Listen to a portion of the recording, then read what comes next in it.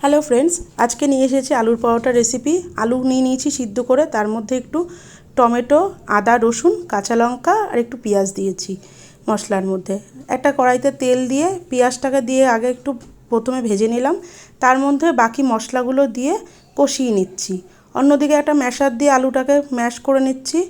মশলাটাকে একটু ঢেকে দিয়েছিলাম ভাজার সময়, যেহেতু টমেটোটা গলে যাবে তার জন্য। তারপরে একটুখানি কাসুরি মেথি আর একটু ভাজা জিরের গুঁড়ো দিয়ে কষাচ্ছি। ওর মধ্যে কষানো হয়ে যাওয়ার পরে মশলাটাকে, আলুটাকে দিয়ে দিলাম, আলু সেদ্ধটাকে। তারপরে ভালো করে আলু সেদ্ধটাকে দিয়ে কষাতে হবে মশলাটা। যখন দেখবেন কড়াইয়ের থেকে আলুটা ছেড়ে যাচ্ছে, পুরো উঠে আসছে, লেগে যাচ্ছে না, তখনই ভাববেন আমার পুরটা রেডি। অন্যদিকে আমি আটা নিয়ে নিয়েছি, আমি আটা দিয়েই করছি, ময়দা ইউজ করছি না।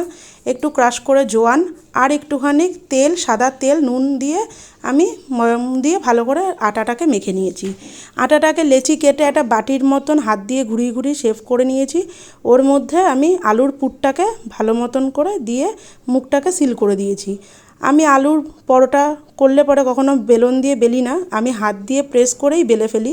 তারপর একটা গরম তেলের মধ্যে আমি ছাঁকা তেলে এই পরোটাগুলোকে ভেজে নিয়েছি। রেসিপিটা যদি ভালো লাগে তাহলে একটা লাইক করবেন, আর কেমন লাগলো একটা কমেন্ট করে জানাবেন।